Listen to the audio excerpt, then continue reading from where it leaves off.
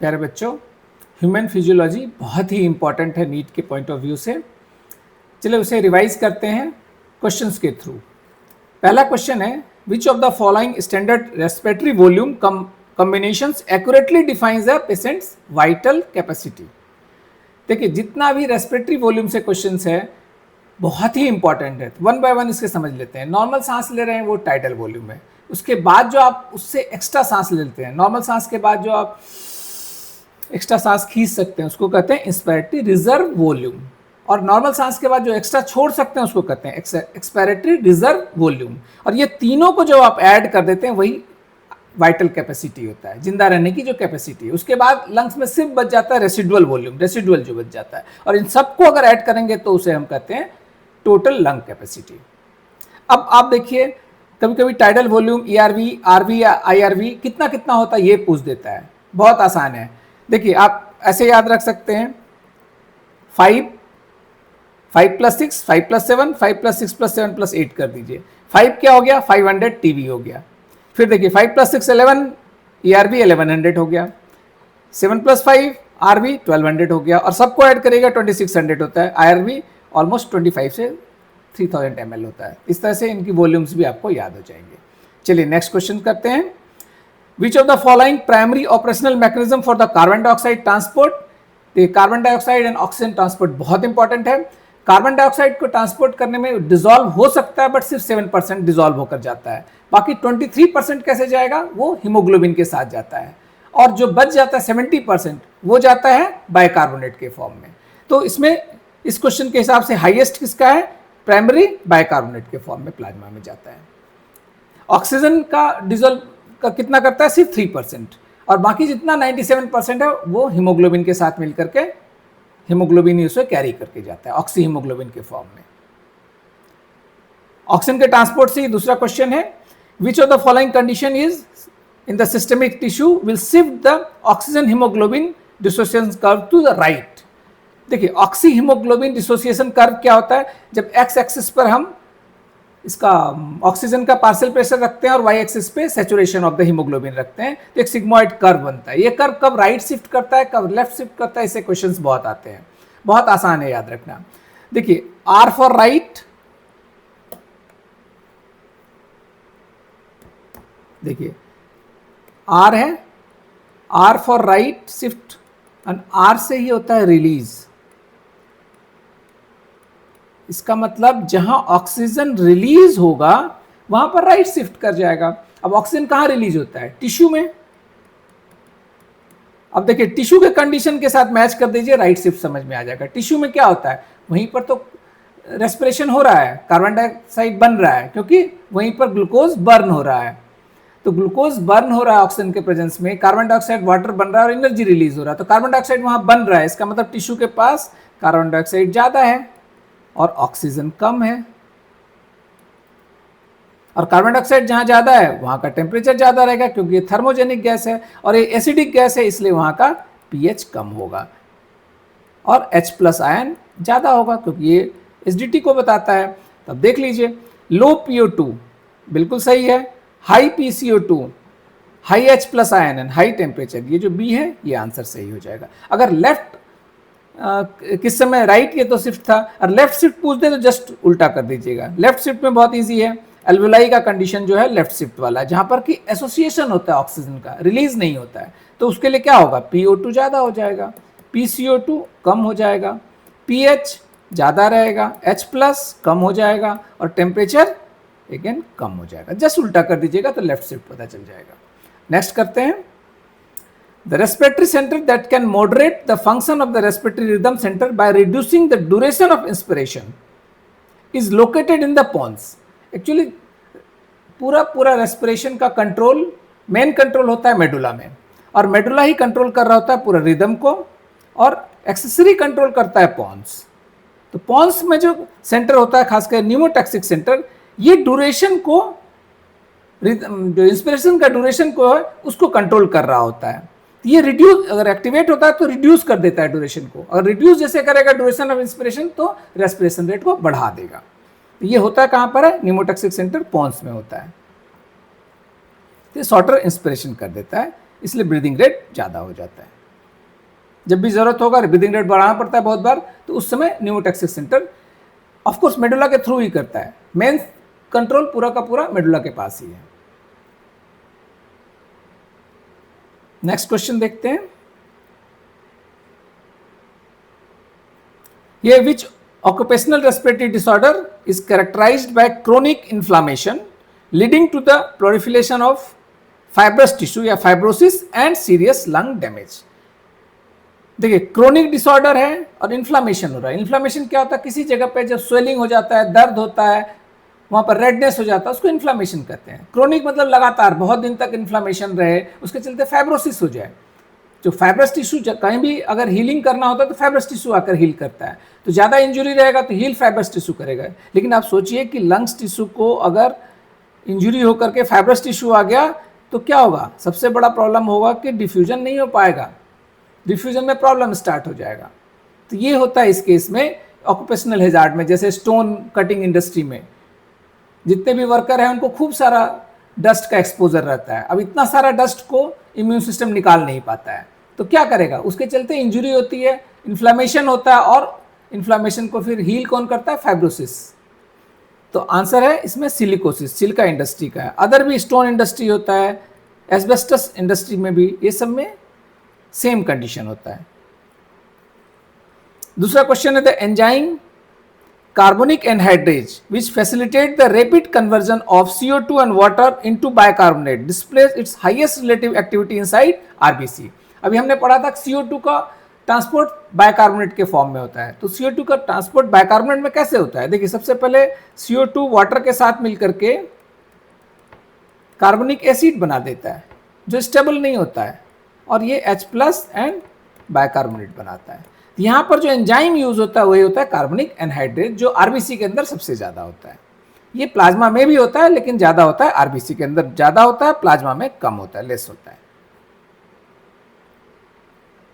Next question है solubility of the carbon dioxide across the respiratory membrane is higher than that of the oxygen by roughly 20 to 25%। NCERT का clear line है कि लगभग 20 से 25 गुना ज्यादा solubility होता है कार्बन डाइऑक्साइड का अक्रॉस द रेस्पिरेटरी मेम्ब्रेन। इसको तो सीधा ही याद रखना पड़ेगा हमें। The total volume of air remaining in the human lungs after a normal unforced tidal expiration is termed at the functional residual capacity. FRC किसके बराबर होता है, ये पहले भी हमने देखा था, ये ईआरवी एंड आरवी के बराबर होता है। आपको मैं फिर से दिखाता हूं,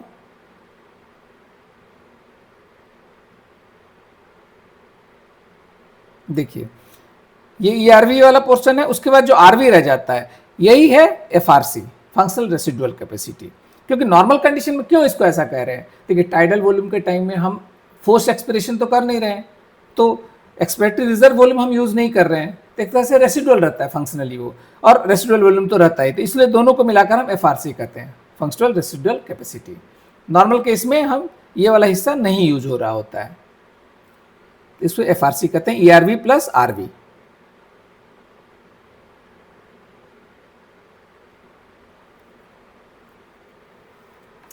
CO2 का ट्रांसपोर्ट ऑलरेडी हमने पढ़ लिया था, 70% होता है बाइकार्बोनेट के फॉर्म में, लगभग 20 to 25% होता है इसका कार्बामिनो के फॉर्म में, एंड 7% सिर्फ रहता है जो डिसॉल्व कंडीशन में जाता है। नेक्स्ट क्वेश्चन है which of what are the standard partial pressure of oxygen in the alveolar air and oxygenated systemic blood respectively। देखिए 104 और 95 alveoli में, क्योंकि सीधा आता है एटमॉस्फेयर से, लेकिन थोड़ा सा carbon dioxide and other gases के चलते कम हो जाता है, तो 104 mmHg रहता है। लेकिन सिस्टमिक में पूरा का पूरा 95 मिलेगा आपको, जहां भी ऑक्सीजनेटेड ब्लड है सब जगह 95 mmHg रहता है। इसको एक साथ अगर आप पूरा का पूरा रिवाइज कर सकते हैं, अल्वेलर में 104 एंड ऑक्सीजनेटेड में 95, डीऑक्सीजनेटेड में ये आके हो जाता है 40। तो ऑक्सीजन का पार्शियल प्रेशर अल्वेलाई में 104, ऑक्सीजनेटेड ब्लड में 95 एंड डीऑक्सीजनेटेड में 40 हो जाता है। फिर अगर कार्बन डाइऑक्साइड का देखिएगा तो जहां कार्बन डाइऑक्साइड ज़्यादा है, जैसे डीऑक्सीजनेटेड में, डीऑक्सी ब्लड में CO2 पार्शियल कितना होगा 45, और ऑक्सीजनेटेड में ये 40 हो जाता है। जहाँ भी ज़्यादा है 45, जहाँ कम है सब 40 हो जाता है। देखिए 45 40 एंड ये हो जाएगा 95 एंड 40। इस तरह से याद रख लीजिएगा। पूरे बॉडी में ऑक्सीजन जहाँ ज़्यादा है वहाँ ऑक्सीजन का पार्शियल प्रेशर कितना होगा 95 बॉडी के अंदर सिस्टमिक सर्कुलेशन में। अल्विलाई में लेकिन 104 है। और जहाँ जहाँ कम है ऑक्सीजन वहाँ कितना हो जाएगा, वो हो जाएगा 40। उसी तरह से कार्बन डाइऑक्साइड का जहाँ ज़्यादा कार्बन डाइऑक्साइड है वहाँ 45 है पार्शियल प्रेशर, जहाँ कम है वहाँ 40 है। तो कम 40 है और ज़्यादा में 45 है। नेक्स्ट क्वेश्चन है इरिथ्रोब्लास्टोसिस फीटलिस से।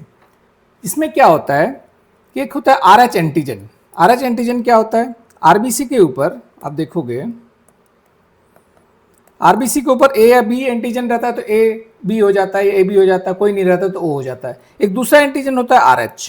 अगर RH एंटीजन प्रेजेंट है तो उसको कहते हैं RH पॉजिटिव, और ये डोमिनेंट जीन से डिक्टेट होता है। तो इससे क्या होता है कि अगर मान लो फादर RH पॉजिटिव है और मदर RH नेगेटिव है, तो फीटस चूंकि डोमिनेंट जीन होने के चलते फीटस जो है वो हर हालत में RH पॉजिटिव ही होगा। अब RH पॉजिटिव फीटस है, फर्स्ट प्रेगनेंसी में कोई प्रॉब्लम नहीं होगा, लेकिन जब प्रेगनेंसी डिलीवरी के टाइम में क्या होता है, इस बच्चे का RH पॉजिटिव एंटीजन मदर में जा सकता है, डिलीवरी के टाइम में सिर्फ जा पाता है। जैसे ही मदर में पहुंचेगा RH एंटीजन, तो RH एंटीजन के चलते क्या होगा कि ये मदर इसके अगेंस्ट एंटीबॉडी बना लेगी, मेमोरी सेल्स भी बन जाएगा। अब ये मेमोरी सेल्स रहेगा तो अगले प्रेगनेंसी में RH एंटीजन के अगेंस्ट एंटीबॉडी है मदर के पास, तो दूसरा जो फीटस होगा उसमें ये एंटीबॉडी आकर के इसके RH एंटीजन को खत्म कर देगा फीटस के, और इस चलते अटैक करेगा तो आरबीसी टूटने लगेगा। उसको कहते हैं इरिथ्रोब्लास्टोसिस फीटलिस हो जाता है, जिसमें आरबीसी काफ़ी कम हो जाता है, सीवियर एनीमिया हो जाता है बच्चे में। तो अगर इसको बचाने के लिए क्या करते हैं, जैसे ही डिलीवरी हुआ फर्स्ट बेबी का, उसी समय एंटी RH एंटीबॉडी मदर में डाल दिया। एंटी RH एंटीबॉडी क्या करेगा, जो RH एंटीजन बच्चे का मदर में गया है उसको खत्म कर देगा, उसको न्यूट्रलाइज कर देगा। तो मदर उसके अगेंस्ट मेमोरी सेल्स नहीं बना पाएगी RH एंटीबॉडी के लिए। तो अगला जब फिटस आएगा उस समय कोई भी एंटीबॉडी नहीं रहेगा मदर के पास, कोई भी मेमोरी सेल्स नहीं रहेगा एंटीबॉडी बनाने वाला, तो अगला फिटस भी सेफ हो जाएगा। अब नेक्स्ट क्वेश्चन है, select the correct decreasing order of relative percentage abundance of the white blood cell in the normal human being. ये बहुत बार क्वेश्चन आता है कि WBC आप जानते हैं न्यूट्रोफिल होता है, बेसोफिल होता है, इस्नोफिल होता है, ये सारे ग्रेनुलोसाइट्स हैं। लिम्फोसाइट्स एंड मोनोसाइट्स होता है, ए ग्रेनुलोसाइट्स है। तो इनका किसका कितना परसेंटेज होता है, इस पर बहुत बार क्वेश्चन आता है। तो न्यूट्रोफिल सबसे हाईएस्ट होता है 60 से 65%, लिम्फोसाइट 20 से 25%, मोनोसाइट सिर्फ 6 to 8% होता है, एंड स्नोफिल 2 to 3%, एंड सबसे कम होता है बेसोफिल।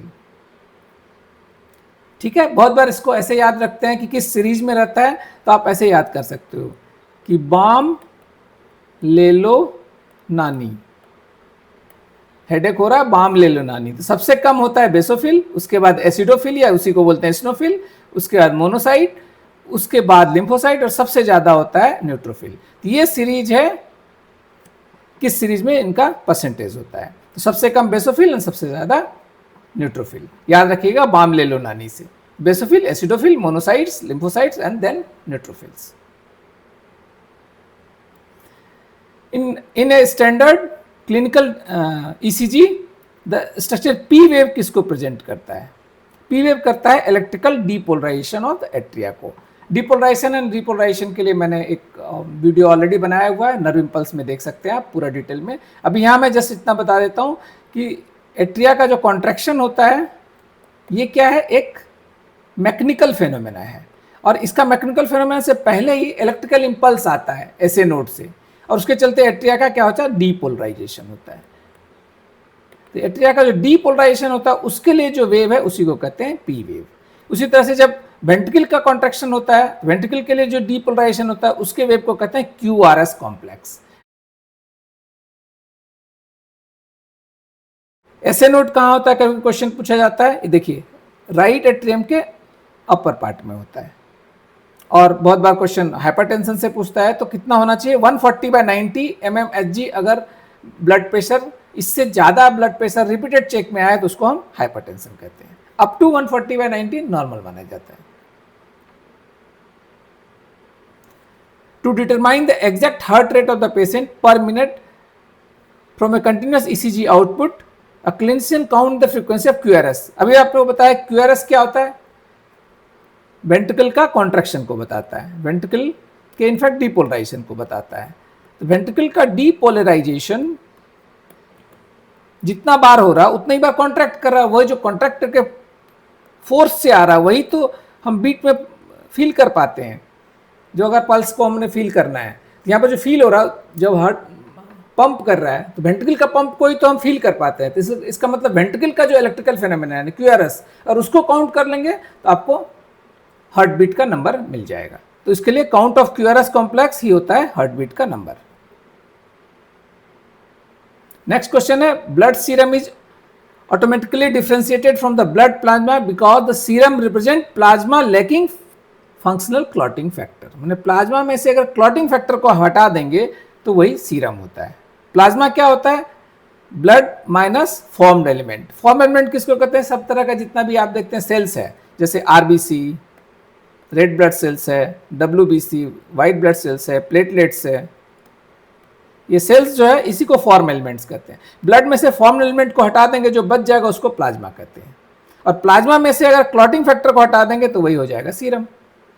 तो देख रहे हैं ये जो पार्ट है ये सीरम है जिसमें कोई क्लॉटिंग फैक्टर नहीं होता है। प्लाज्मा में क्या क्या होता है, मेनली प्लाज्मा में पानी और प्रोटीन होता है, याद रखिएगा। प्रोटीन में कौन कौन सा प्रोटीन होता है कभी कभी पूछ देते हैं, याद रखिएगा इसमें एक तो ग्लोबुलिन होता है, दूसरा इसमें एल्बुमिन होता है, एंड तीसरा सबसे इंपॉर्टेंट इसमें फाइब्रिनोजेन होता है। ये तीन तरह का प्रोटीन होता है। तीनों का काम क्या क्या है, ग्लोबुलिन आपको डिफेंस में काम आएगा, एल्बुमिन क्या करता है, ऑन्कोटिक प्रेशर देता है, एंड फाइब्रिनोजेन क्लॉटिंग में हेल्प करता है।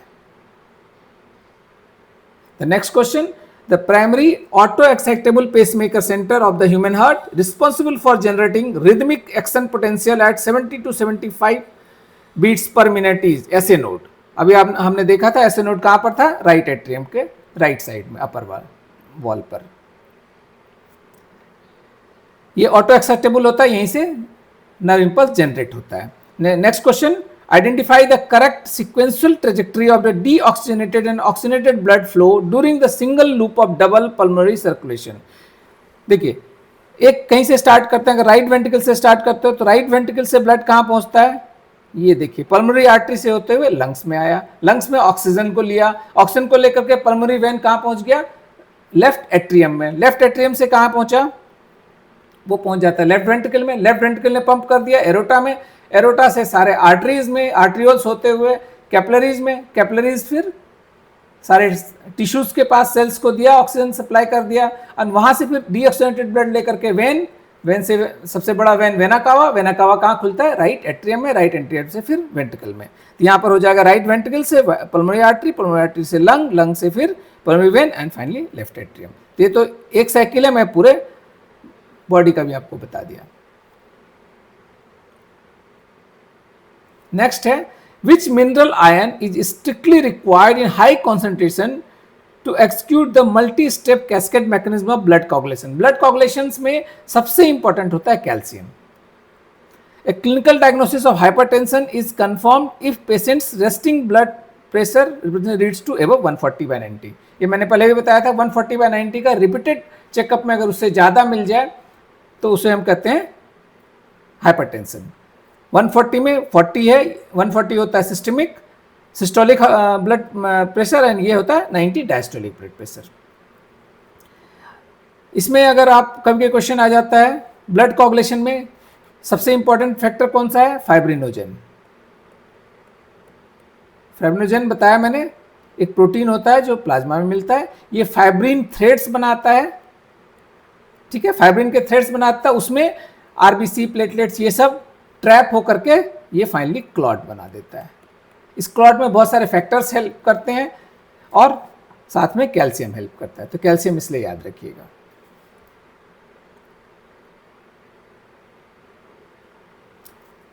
What is the average functional life span of human erythrocytes and which organ act as the dynamic graveyards. देखिए आरबीसी को ऑक्सीजन, बहुत सारा ऑक्सीजन लेकर के जाना होता है, इसलिए इसका मैक्सिमम पार्ट में हीमोग्लोबिन रहता है। इसलिए आरबीसी में ना तो माइटोकॉन्ड्रिया होता है ना न्यूक्लियस होता है। अब माइटोकॉन्ड्रिया न्यूक्लियस नहीं होने के चलते इसकी लाइफ लिमिटेड हो जाती है। तो यूजुअली ये 120 डेज तक जिंदा रहता है। कहाँ बनता है? ये बोन मैरो में बनता है, फिर फाइनली 120 डेज के बाद ये जाकर के स्प्लीन में डिस्ट्रॉय हो जाता है, इसलिए स्प्लीन को ग्रेवयार्ड भी कहते हैं और बोन मैरो को फॉर्मेशन साइट कहते हैं। जितने भी ब्लड सेल्स हैं, not only RBC, WBC, platelets, सभी बोन मैरो में ही बनते हैं। Specialised epithelial cells called podocytes which leave infiltrate, basically ये वुमेन्स कैप्सूल का एपिथेलियल सेल्स होता है। पोडोसाइट्स के बीच में जो स्पेस बनता है वही स्लिट बनाता है, वहीं से फिल्ट्रेशन होता है। ठीक है, तो बेसिकली ये पोडोसाइट्स क्या होता है? एपिथेलियल सेल्स होता है वुमेन्स कैप्सूल का। आप फिल्ट्रेशन में पढ़ेंगे कि वुमेन्स कैप्सूल्स के थ्रू फिल्टर होता है। सबसे पहले देखिए, फिल्ट्रेशन में वुमेन्स कैप्सूल ब्लड लेकर आया, यहाँ पर टफ कैपिलरीज है, कैपिलरीज का गुच्छा है, यहाँ से इसमें छोटे छोटे पोर्स हो जाते हैं ड्यू टू पोडोसाइट्स के चलते। तो ये जो यूरिया है, साथ में इनफैक्ट जरूरी चीज़ भी ग्लूकोज है, अमीनो एसिड्स है, वाटर है, ये सब फिल्टर होके इधर आ गए। इसको अल्ट्रा फिल्ट्रेशन कहते हैं। अब क्या क्या है? पहला पार्ट जो है पीसीटी, इसको कहते हैं। पीसीटी ने मैक्सिमम जो बहुत ज़्यादा वाटर है, यहाँ तक कि सोचिए 180 लीटर वाटर फिल्टर हो जाता है, जबकि यूरिन सिर्फ 1.5 लीटर तक होता है। तो बाकी वाटर क्या होता है? तो वाटर को पीसीटी एब्जॉर्ब कर लेता है, बचा हुआ वाटर को फिर लूप ऑफ हेनले एब्जॉर्ब करता है, फिर डीसीटी भी एब्जॉर्ब करता है, अप टू कलेक्टिंग डक्ट तक वाटर एब्जॉर्ब होता रहता है। तो हम मैक्सिमम वाटर को फिर से रीअब्जॉर्ब कर लेते हैं। रीअब्जॉर्प्शन से बहुत बार क्वेश्चन आता है, कौन कौन सा पार्ट को हम रीअब्जॉर्ब करते हैं? देखिए बहुत सिंपल है, जो बहुत जरूरी चीज़ें भी फिल्टर हो गई, क्योंकि देखिए अगर का पोर छोटा है इससे हर छोटा चीज़ निकल जाएगा, उसको पता नहीं है कि जरूरी चीज़ निकल गया या नहीं जरूरी चीज़। तो यूरिया के साथ साथ उसने ग्लूकोज को भी फिल्टर कर दिया। अब ग्लूकोज अगर फिल्टर हो गया तो ग्लूकोज तो बहुत जरूरी चीज़ है बॉडी के लिए, तो रीअब्जॉर्ब करना पड़ेगा। अमीनो एसिड है, रीअब्जॉर्ब करना पड़ेगा। तो जो भी ज़रूरी चीज़ हमारा फिल्टर हो गया, वाटर, अमीनो एसिड, ग्लूकोज, ये सब रीअब्जॉर्ब हो जाता है फिर से। और जो ऐसी कुछ चीज़ें हैं जो नहीं अल्ट्रा फिल्ट्रेट में आए लेकिन फिर भी उसको बॉडी को ज़रूरत नहीं है, जैसे H+, तो इसको ज़्यादा हो रहा है तो उसको फिर से सिक्रीट कर देते हैं। तो सिक्रीशन एंड रीअब्जॉर्प्शन पे बहुत बार क्वेश्चन आता है, तो ध्यान रखिएगा।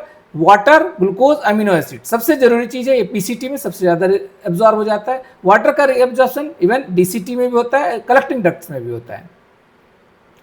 Amino acid and water, glucose पहले एब्जॉर्ब हो जाता है और यूरिया बाहर निकल चला जाता है। सिक्रीशन में क्या क्या आता है? बेसिकली जो चीज़ नहीं फिल्टर हो पाया लेकिन जरूरी था उसको फिल्टर करना, बाहर निकालना जरूरी है, तो उसको हम सिक्रीट कर देते हैं। इस तरह से आप देखेंगे। उसी तरह से एक और क्वेश्चन आता है लूप ऑफ हेनले से। बहुत बार लूप ऑफ हेनले में बहुत आसान है, बेसिकली ये ऑस्मोलरिटी को मेंटेन करता है। इतना ज़्यादा वाटर पीसीटी ने तो बहुत सारा एब्जॉर्ब कर लिया, लेकिन अभी भी जो वाटर रह गया उसके लिए ये बहुत हेल्पफुल होता है और रीअब्जॉर्प्शन ऑफ वाटर करता चला जाता है, सो दैट की कॉन्सेंट्रेशन को मेंटेन कर पाए, ऑस्मोलरिटी को मेंटेन कर पाए।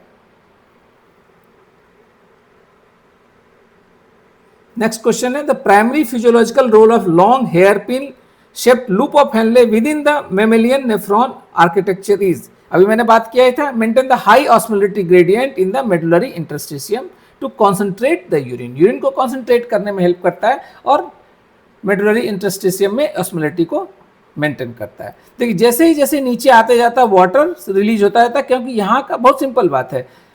देखिए इंटरस्टिशियम में अगर कॉन्सेंट्रेशन ज़्यादा है तो पानी निकलना शुरू हो जाता है।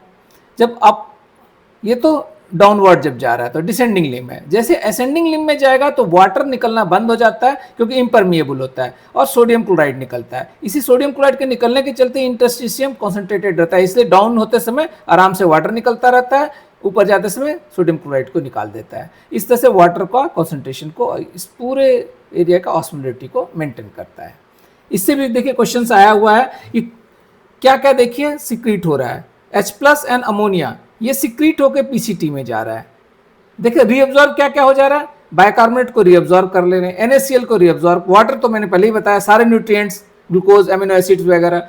उसके अलावा भी आप याद रखिएगा जो सोडियम क्लोराइड, इसकी बहुत ज़रूरत पड़ती है बॉडी को, इसलिए उसे रीअब्जॉर्ब कर लेता है। बाइकार्बोनेट को रीअब्जॉर्ब करना जरूरी है ताकि एसिडिटी ना हो जाए।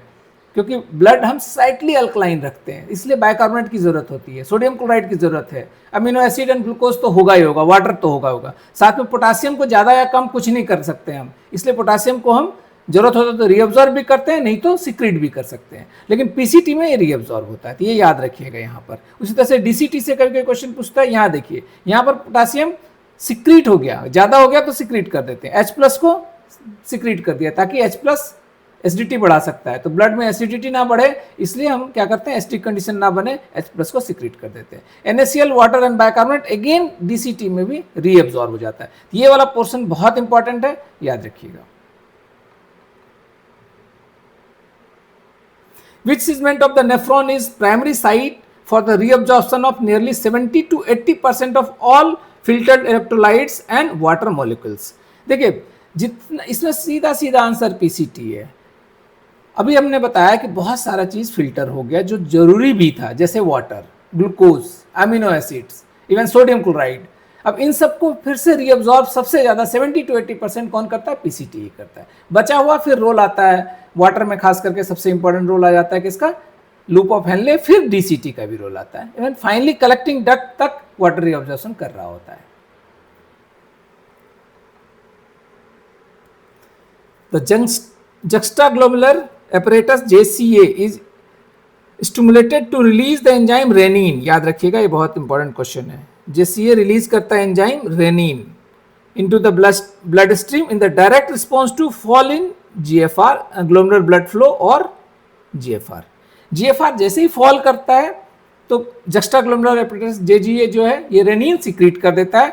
इससे क्या होता है कि रेनिन फिर फाइनली जैसे ही एक्टिवेट होगा, रेनिन सिक्रीट करेगा तो GFR को नॉर्मल ले आएगा, क्योंकि ब्लड प्रेशर को बढ़ा देता है फिर फाइनली। तो सबसे पहले जैसे ही GFR डाउन हुआ तो एक्टिवेट हुआ जेजी सेल, उसने रेनिन को रिलीज किया, ग्लोमेरुलर ब्लड फ्लो को मेंटेन करते हुए फाइनली GFR को मेंटेन कर दिया।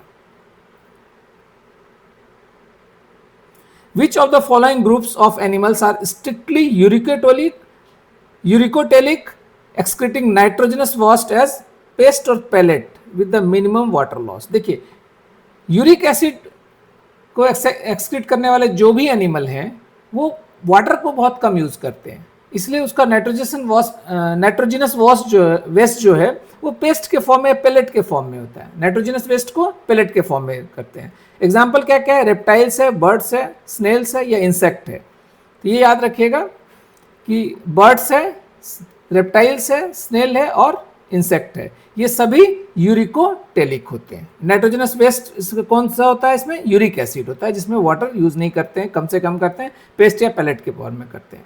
साथ साथ में देख लेते हैं एमिनोटेलिक कौन कौन सा होता है, अमोनिया को बाहर निकालने वाले जो कि वाटर में रहने वाले, बहुत सारा वाटर जिनके पास है वही अमिनोटेलिक हो सकते हैं। तो उसमें एग्जाम्पल हो जाएगा bony fish, aquatic amphibians and aquatic arthropods, जो पानी में रहने वाले आर्थ्रोपोड्स हैं, एम्फीबियंस हैं या फिर बोनीफिश हैं, ये सब एमिनोटेलिक होते हैं। यूरियोटेलिक कौन से होते हैं, टेस्टियल एम्फीबियंस एंड मेरीन फिशेस, ये यूरियोटेलिक होते हैं। याद रखिएगा फिशेस में थोड़ा सा ध्यान रखना है, अमोनोटेलिक बोनीफिश सिर्फ होता है, मेराइन फिश जो है यूरियोटेलिक होता है, क्योंकि ऑस्मोलिटी का चेंजेस रहता है।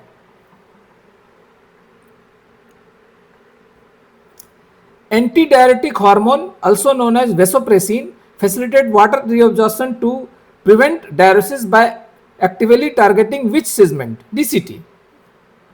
ADH कहाँ काम करता है, DCT पर।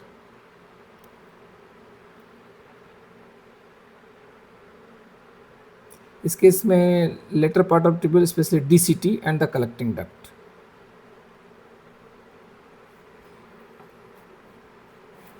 यहाँ पे इसको करेक्ट कर लीजिएगा, डिसेंडिंग लिम्ब ऑफ हेनले नहीं है, बिल्कुल नहीं, ये नहीं, आंसर होगा DCT, ये आंसर है। ठीक है, क्योंकि देखो हाइपोथैलेमस स्टिमुलेट करता है पिट्यूटरी को, पिट्यूटरी रिलीज करता है ADH को। जैसे ज़रूरत के हिसाब से हाइपोथैलेमस सबसे पहले सेंस करता है, वो पिट्यूटरी को कहता है, पोस्टीरियर पिट्यूटरी से ADH रिलीज होता है, ये फाइनली क्या करता है, reabsorption of water and electrolytes को DCT में बढ़ा देता है। इसके एब्सेंस से डिजीज होता है डायबिटिस इंसिपिटस।